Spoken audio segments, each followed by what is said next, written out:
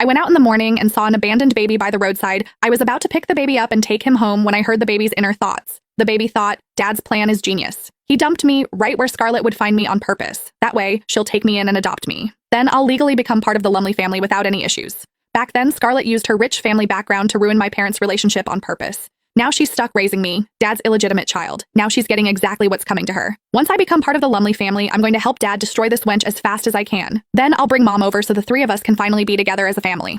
The baby on the ground was still grinning at me. However, I had already heard every single one of his thoughts. I smirked and made a phone call. Since he was an illegitimate child, he should go where he belonged. That evening, my husband Raymond Lowe's came home with a large bag of formula and diapers. Honey, I heard you found an abandoned baby when you went out this morning. He must have shown up for a reason. We should adopt him. I peeled off my facial mask and looked at him with fake surprise. Dear, what are you talking about? When did I ever find a baby? A flash of anxiety crossed his face. I'm talking about the baby you found in the bushes by the neighborhood this morning. Honey, I know you have a good heart. You would never just leave an abandoned baby there. I smiled and said, well, of course not.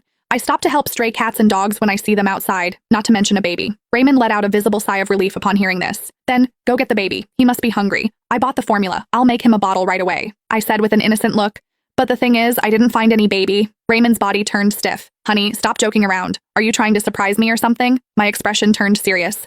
This is a human life we're talking about. Why would I joke about that? If I had actually found a baby, I would have called the police immediately. There's no way I'd just bring it straight home, Raymond instinctively said, but she said she saw you take the baby home. I raised an eyebrow at him and asked, who? Raymond realized he had slipped up. He quickly tried to cover his tracks. The guard. Yeah, the guard at our complex. She said she watched you pick up the baby. I smiled and said, then the guard must have been mistaken. I mean, she isn't exactly young anymore. Poor eyesight is pretty normal. No, there's no way she could have been wrong. Raymond was convinced that I had definitely brought the baby home. He searched every single room in the house at lightning speed. However, he did not find the baby anywhere. He instantly became panicked. No way. Why isn't the baby here? Where's he? I walked over to comfort him. Dear, if you really want a kid, let's go to the hospital and schedule a vasectomy reversal. Then we can have our own baby. Not long after we got married, Raymond told me that childbirth for a woman meant stepping 1 foot into the grave. He said he did not want me to take any risks, so he voluntarily got a vasectomy. Back then, I was deeply moved by his gesture. I thought I had found a man who truly loved and cared for me. However, whenever I thought about the existence of that illegitimate child, I found it utterly ridiculous. I pulled his arm and walked toward the bedroom. You've had a long day. Go get some rest. Raymond pulled his hand back and said urgently, I just remembered that I have some unfinished business at the office. I need to go take care of it first. I smirked coldly as I watched him leave in a hurry. I knew he was going to look for the baby. However, no one except me knew where that baby was. The next day, I woke up refreshed after my beauty sleep. I turned on my phone and saw countless missed calls. All of them were from Raymond. Before I could even react, another call came in. I tapped answer. Raymond's anxious voice came through the phone. Honey, where did you go? I've been looking for you all night, I said in a relaxed tone. I was feeling a little bored at home by myself last night, so I crashed at my friend's place. Why? What's going on?